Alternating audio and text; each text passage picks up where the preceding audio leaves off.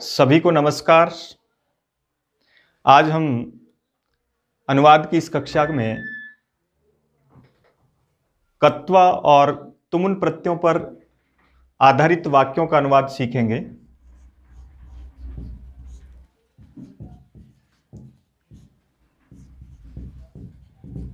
देखिए, ये तीन प्रत्ययों से बने हुए शब्दों को ले रहे हैं आज के अनुवाद के टॉपिक में। यद्यपि आप पिछली तीन कक्षाओं में वर्तमान काल, भूतकाल और आज्ञार्थक तीन कालों के अनुवाद आपने पढ़े थे और उसके अंतर्गत स्टार्ट किया था हमने दो शब्दों वाले वाक्य से, उसको फिर बढ़ाया था कर्म कारक तक, जिसमें कर्ता, कर्म और क्रिया के रूप में अनुवाद किए थे।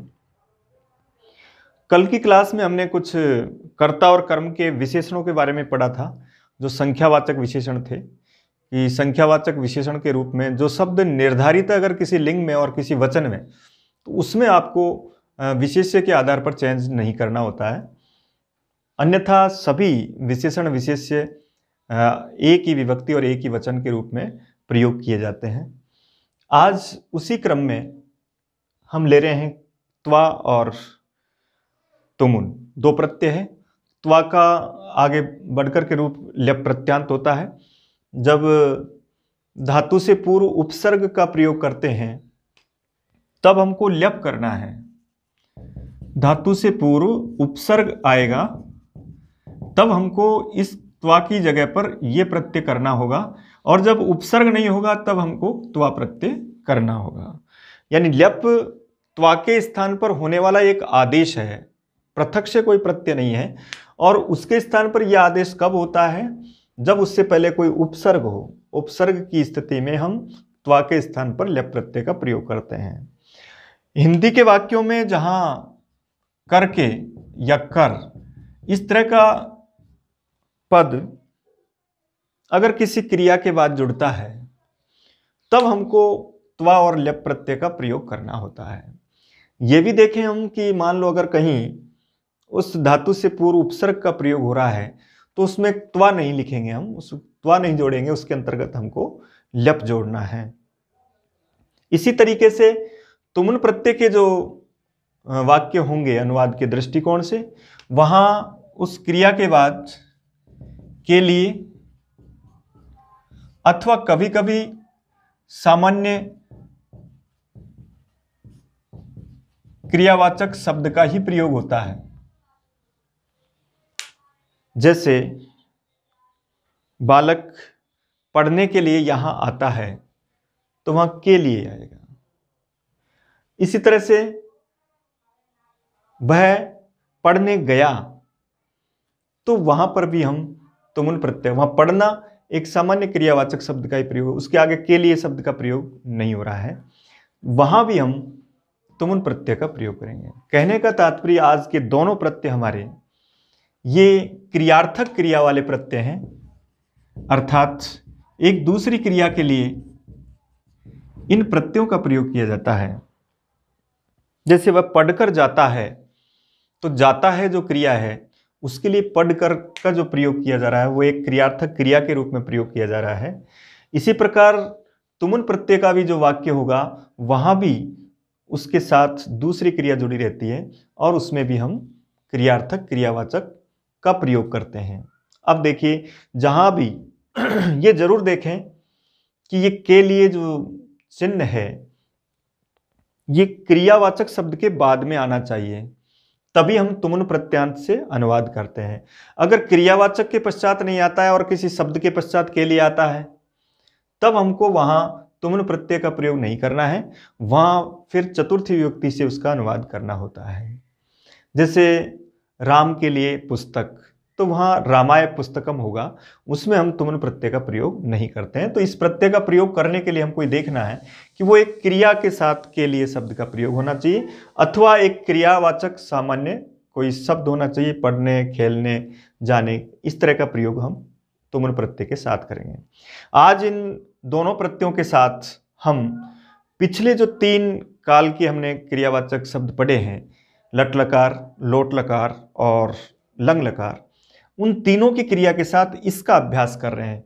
वही विशेषणवाचक शब्दों का प्रयोग करेंगे हम, केवल आज के इस अनुवाद के टॉपिक में ये मुख्य है, त्वा प्रत्यय और तुमन प्रत्यय, जिसके आधार पर हम बड़े से बड़े वाक्यों का अनुवाद कर सकते हैं। देखिए, सबसे पहले त्वा प्रत्यय के रूप में हम पढ़ रहे हैं, जैसे बालक पढ़कर घर गए। इस वाक्य का अनुवाद देखिए। अब यहां सबसे पहला काम आपको क्रियावाचक शब्द के रूप में देखना है, कौन सा काल है। गए का अर्थात क्रिया हो चुकी, इसका मतलब भूतकालिक क्रिया है। और भूतकाल के लिए हम सामान्य जब अनुवाद करते हैं तो लंग लकार का प्रयोग करेंगे। यहां ये बिल्कुल आप सुनिश्चित हो जाएं कि आपको वाक्य का जो अनुवाद दिया जाएगा उसके 4 ऑप्शन होंगे, और वो चारों ऑप्शन ये निर्धारित करेंगे, अगर मान लो वो लकार के रूप में अनुवाद करा रहा है तो वहां हमको लंग लकार के रूप में भूतकालिक प्रक्रिया का प्रयोग करना है। यदि वो वाक्य अशुद्ध सा प्रतीत होता है तो हो सकता है वहां तय प्रत्यांत या त्वतु प्रत्यांत से भी उस भूतकाल का अनुवाद किया जा सकता है। तो वो ऑप्शन पर आधारित होगा। अगर ऑप्शन वहां क्रियावाचक के रूप में, तब हमको इस तरह से अनुवाद करना है, और अगर क्रियावाचक नहीं है, प्रत्ययवाचक है, तो प्रत्यय की क्लास आगे दूसरी क्लास में हम पढ़ेंगे। अभी केवल हम जो लकार की जो क्रियाएं हैं उनसे अनुवाद सीख रहे हैं, और उसके बाद उसी काल में हम लकार की क्रियाओं के अतिरिक्त जो प्रत्ययवाचक शब्द बनते हैं उनसे हम अनुवाद सीखेंगे। तो देखिए, अब जैसे ही आपने गए भूतकालिक क्रिया का पता लगा, उसके बाद कर्ता को देखते हैं, कौन गया, तो बालक गए। अब यहां निश्चित करें, कभी कभी ऑप्शन में देता है बालक है, दूसरे में देता है बालका, तो अब इसके साथ इसको देखना है आपको। तो यहां बहुवचन का प्रयोग है, इसका मतलब कर्ता बहुवचन होगा, और इसको हम बालका करेंगे, तो बालका। अब देखिए, किसी क्रियावाचक शब्द के पश्चात कर के या कर का प्रयोग हो रहा है, तो वहां हमको त्वा प्रत्यय का प्रयोग करना है। अगर उससे पहले कोई उपसर्ग जोड़ना चाहते हो या ऑप्शन में कोई उपसर्ग वाला आ रहा है, तब निश्चित करें कि उसमें आपको ल्यप प्रत्यय का प्रयोग करना है। इसलिए यहां देखिए, बालकः पठित्वा,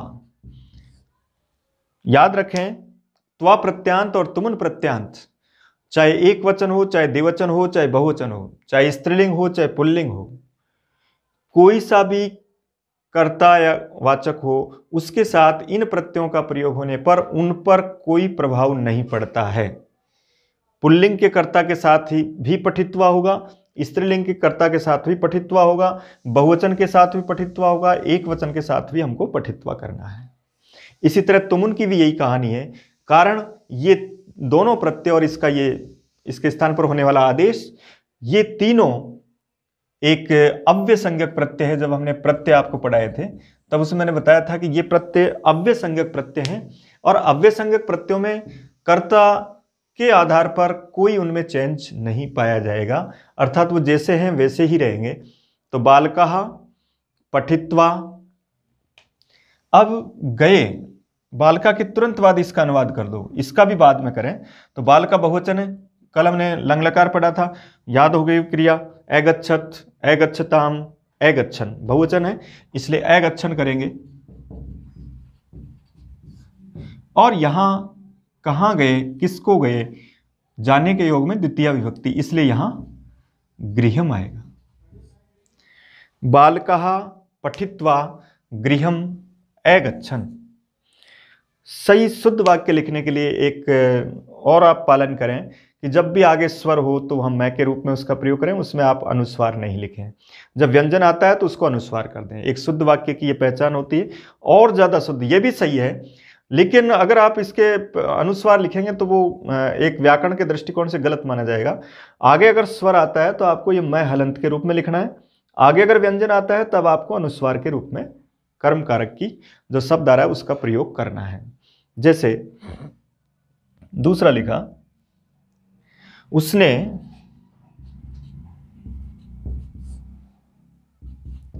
चित्र देखकर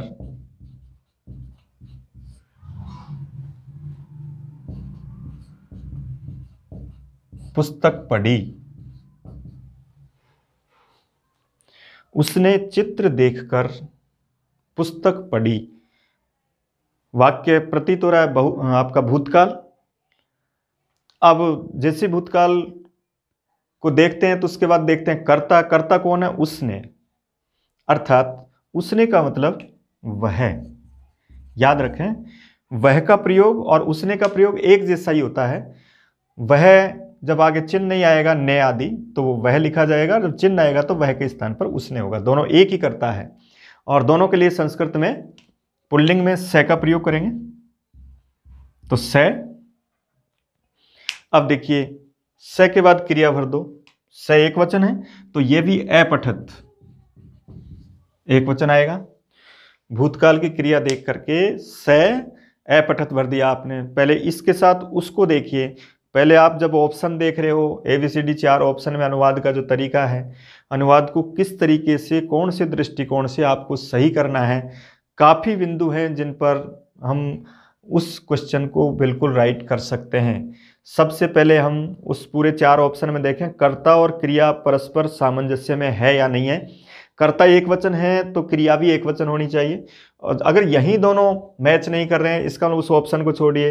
इसका हो सकता है 4 ऑप्शन में कोई एक ही ऑप्शन ऐसा मिल जाए आपको, तो आपको अंदर वाले जो जितने भी शब्द दे रखे हैं उनके अनुवाद तक भी नहीं पहुंचना है। इससे भी हम राइट कर सकते। मान लो 4 ऑप्शन में स के साथ अपठत नहीं आया, अपठन आया, अपठय आया, अपठम आया, तो वही राइट हो गया। इनमें भी आपको इतना ज़्यादा ध्यान देने की जरूरत नहीं पड़ेगी।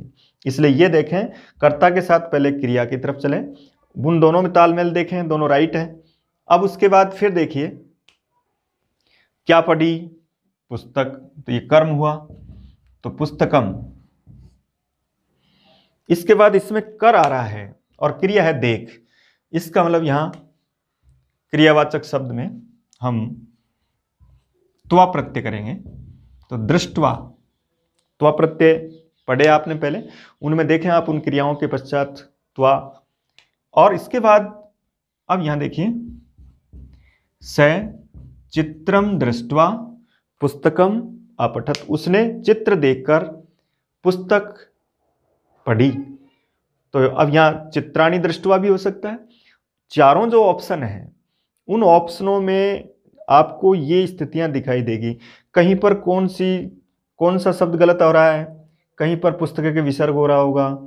ये भी वाक्य 3-4 तरीके से लिखा जा सकता है। दृष्टवा में ही रह कर दिया होगा तो दृष्टवा में नीचे री आता है। इसके पश्चात ये अपठत भूतकाल की क्रिया है, तो स चित्रम दृष्टवा पुस्तकम अपठत।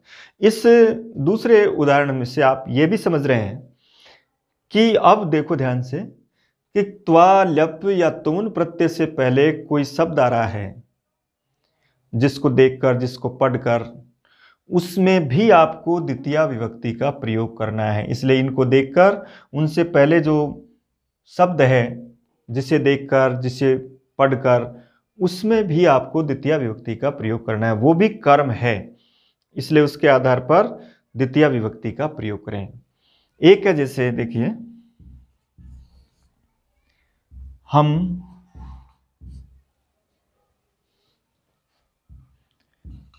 पत्र लिखकर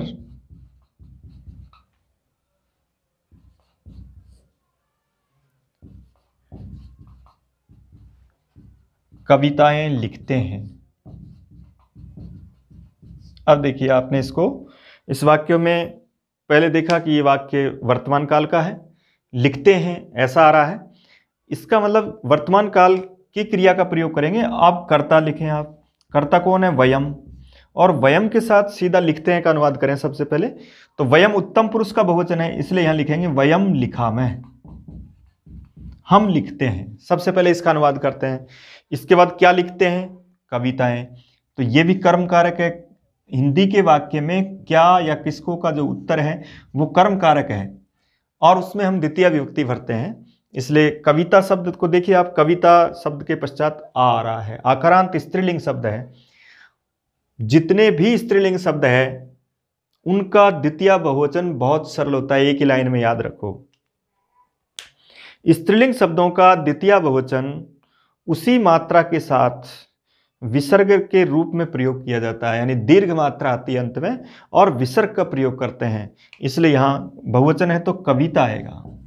एक वचन है तो कविताम आएगा, तो कविताएं बहुवचन है, इसलिए कविता के पश्चात विसर्ग होगा। कोई सा भी स्त्रीलिंग शब्द देखें, मति शब्द का द्वितीय बहुवचन लिखेंगे तो मति में ई दीर्घ आएगा। इसी तरह से नदी शब्द देखेंगे तो नदी में ई और विसर्ग होगा, इसका मतलब वो द्वितीय का बहुवचन है। मातृ शब्द होगा तो मातृ में भी री दीर्घ होगा, अंत में विसर्ग होगा। इसके बाद लिख कर, तो त्वा प्रत्यय है, इसलिए लिखित्वा। अब क्या लिखकर? पत्र लिखकर कविताएं लिखते हैं, तो पत्रम या पत्राणि। एक वचन बहुवचन के लिए पत्र ही शब्द का प्रयोग किया जाएगा हिंदी के वाक्य में। तो हम पत्र लिखकर कविताएं लिखते हैं। वयम पत्राणि लिखित्वा कविता लिखामः अथवा वयम पत्रम लिखित्वा कविता लिखामः, इस तरीके से हम उसका अनुवाद कर सकते हैं। एक जैसे इस तरीके से कोई वाक्य आया, उसने 5 पुस्तकें पढ़कर 4 कविताएं लिखी।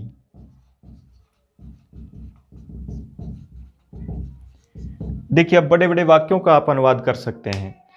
इतना आप पढ़ चुके हैं पहले भी। सबसे पहले लिखें कर्ता और क्रिया, तो क्रिया कौन सी है? ये लिखी का मतलब बहुवचन आपका एक वचन, और एक वचन के साथ साथ भूतकाल है। एक वचन का प्रयोग इससे प्रतीत होगा कर्ता के साथ, तो कर्ता एक वचन है, इसलिए वहां भी भूतकाल का एक वचन, तो इसका अनुवाद करेंगे से। अगर वो पुल्लिंग है तो से कर देंगे, स्त्रीलिंग है तो सा। दोनों के लिए प्रयोग किया जा सकता है। हिंदी का ये वाक्य इस बात को स्पष्ट कर रहा है कि उसने जो कर्ता लिखा हुआ है वो पुल्लिंग भी हो सकता है और स्त्रीलिंग भी हो सकता है। आप इस उसने की जगह राम लिखेंगे तो भी यही वाक्य होगा। राम ने 5 पुस्तकें पढ़कर 4 कविताएं लिखी। और अगर इसकी जगह सीता लिखोगे तो भी यही वाक्य बनेगा, सीता ने 5 पुस्तकें पढ़कर 4 कविताएं लिखी। इसका मतलब उसने, इस जो शब्द है इसका पुल्लिंग और स्त्रीलिंग दोनों में प्रयोग किया जा सकता है। से भी हो सकता है, सा भी हो सकता है। इसके बाद देखिए, लिखी तो से के साथ और सा के साथ ए लिखत आएगा। इसके बाद अब देखिए पठित्वा, इसके बाद इसमें द्वितीय विभक्ति लिखें पुस्तकानि, और यहां पंच। पंच शब्द पुल्लिंग, स्त्रीलिंग, नपुंसकलिंग के लिए समान शब्द का प्रयोग किया जाता है। 4 तक के तीनों लिंगों में होते हैं, पुल्लिंग भी होते हैं, स्त्रीलिंग भी होते हैं और नपुंसकलिंग भी होते हैं। इस तरीके से देखिए, चतस्रः कविता शब्द स्त्रीलिंग है, तो चतस्रः कविता अलिखत। एक बार फिर देखिए, सा से हो सकता है, उधर अलिखत होगा। पढ़कर आ रहा है, करके अर्थ में है तो कत्वा प्रत्यय करेंगे तो पठित्वा होगा। उससे पहले द्वितीय विभक्ति आएगी, पंच पुस्तकानि पठित्वा, और उसके बाद कविता शब्द स्त्रीलिंग है तो चतस्रः आएगा, नपुंसकलिंग है तो चत्वारि आएगा, पुल्लिंग है तो चत्वारे शब्द के रूप में चतुर आएगा। इस तरीके से हम संख्यावाचक शब्दों को विशेषण के रूप में अनुवाद कर सकते हैं, आपको त्वा प्रत्यय के रूप में अनुवाद कर सकते हैं। और कुछ उदाहरण देखिए। अब देखिए, कुछ वाक्य हैं इस तरीके से। पहले हमने त्वा प्रत्यय के कुछ अनुवाद के रूप में वाक्य पढ़े थे, तुम प्रत्यय के ये कुछ वाक्य लिखे हुए हैं। देखिए, इनके अनुवाद के रूप में देखिए, सबसे पहला वाक्य है सभी पढ़ने के लिए यहां आते हैं। अब अनुवाद करना है आपको। वाक्य का जब भी अनुवाद करें तो सबसे पहले क्रिया पर आए आप, उसमें लिखा है आते हैं, इसका मतलब ये लट लकार का प्रयोग होगा, वर्तमान काल का प्रयोग होगा। और जैसे ही यहां पता लगे उसके बाद आप कर्ता पर चले जाइए। सभी, एक शब्द सर्व, इसका मतलब सर्वे, कर्ता प्रथम पुरुष बहुवचन का है। उसके बाद सर्वे, अब यहां आते हैं, आगच्छन्ति, सर्वे आगच्छन्ति। उसके बाद लिखा है पढ़ने के लिए आ रहा है, तुम प्रत्यय और क्रिया है ये, इसलिए पठितुम, पठितुम यहां के लिए संस्कृत शब्द होता है अत्र। यहां के लिए अत्र है, वहां के लिए तत्र है, और जहां के लिए यत्र है। इन शब्दों का प्रयोग करें। अत्र यानी यहां, तत्र यानी वहां, कुत्र यानी कहां, और यत्र यानी जहां।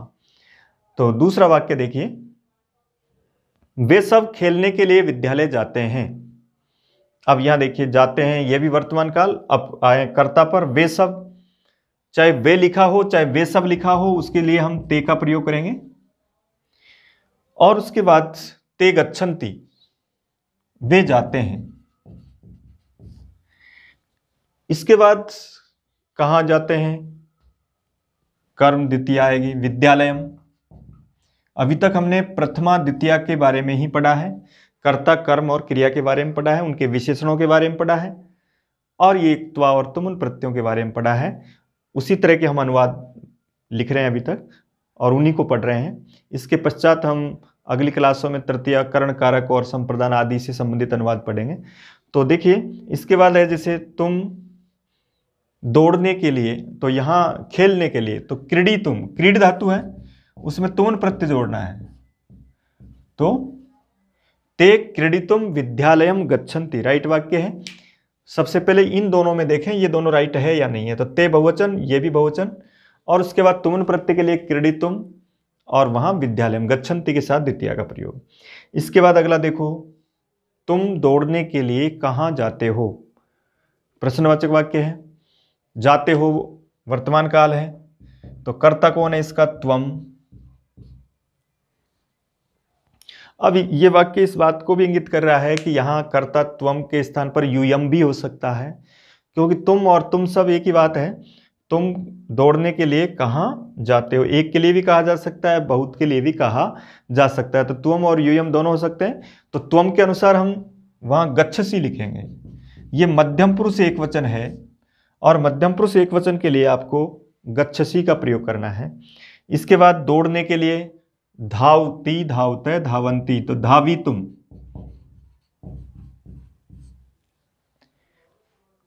कुत्र गच्छसि, त्वम धावितुम कुत्र गच्छसि। त्वम के अनुसार गच्छसि। जैसे ही एक मध्यम पुरुष का करता है, आप अच्छी तरह याद रखें, मध्यम पुरुष की ही क्रिया आपको लिखनी है, और उससे पहले धातु में आपको तुमुन प्रत्यय का प्रयोग करना है, के लिए। चौथा वाक्य किस तरह का वाक्य, जिसमें त्वा प्रत्यय का भी वाचक शब्द है और तुमुन का भी है। हम पाठ पढ़कर खेलने जाते हैं। अभी जरूरी नहीं कि के लिए ही आए, केवल क्रिया भी आ सकती है। खेलने जाते हैं, वहां भी आपको तुमुन प्रत्यय का ही प्रयोग करना है। इसलिए वयम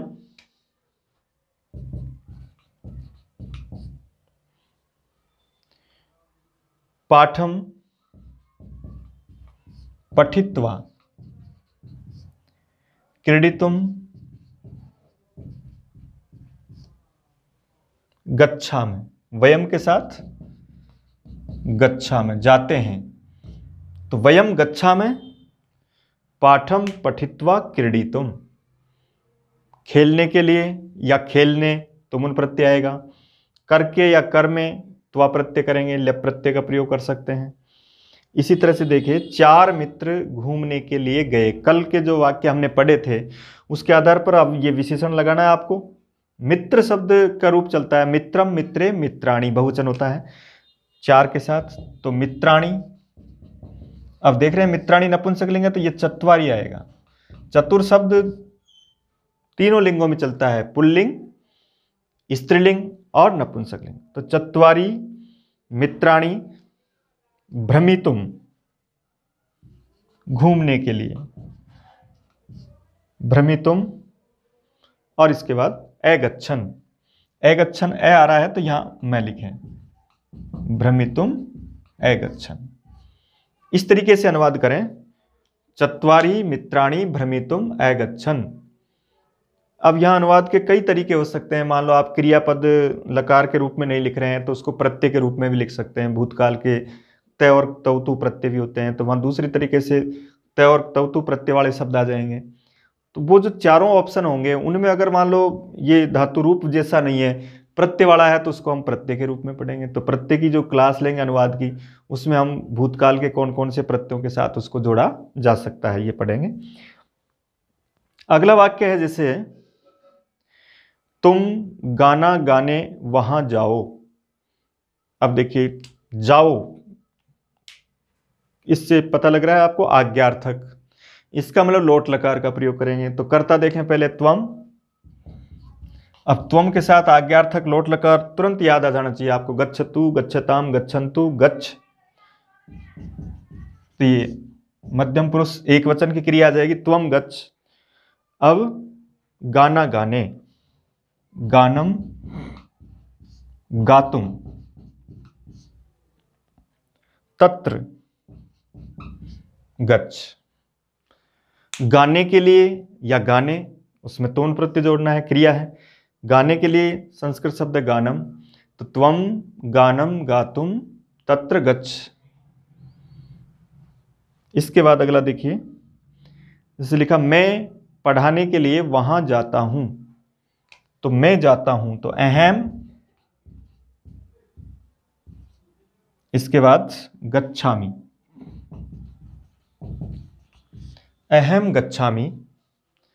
इसके बाद लिखा पढ़ाने के लिए, तो पढ़ना के लिए तो पठितुम, पढ़ाने के लिए उसमें क्रिया को, जैसे पढ़ने के लिए पठितुम होता है, पढ़ाने के लिए पाठितुम होता है, लिखने के लिए लेखितुम होता है और लिखवाने के लिए लेखयितुम होता है। इस तरीके से अनुवाद करते हैं, उनमें एक प्रत्यय विशेष और होता है।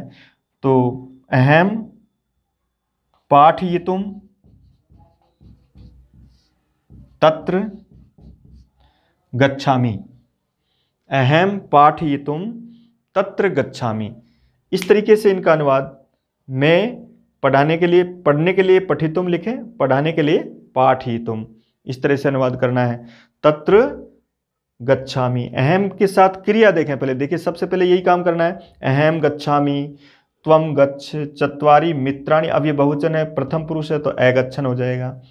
इसके बाद वयम के साथ गच्छा में आएगा, त्वम के साथ गच्छसि, ते के साथ गच्छन्ति, और सर्वे एक कर्ता जो बहुवचन है उसके आधार पर भी हम इसके साथ आगच्छन्ति का प्रयोग करते हैं और इसमें बहुवचन का प्रयोग कर सकते हैं। त्वा और तुमन प्रत्यय के अन्य जो और उदाहरण हैं उसको हम और अभ्यास श्रृंखला में काफ़ी उदाहरणों को बढ़ा सकते हैं इस तरीके से।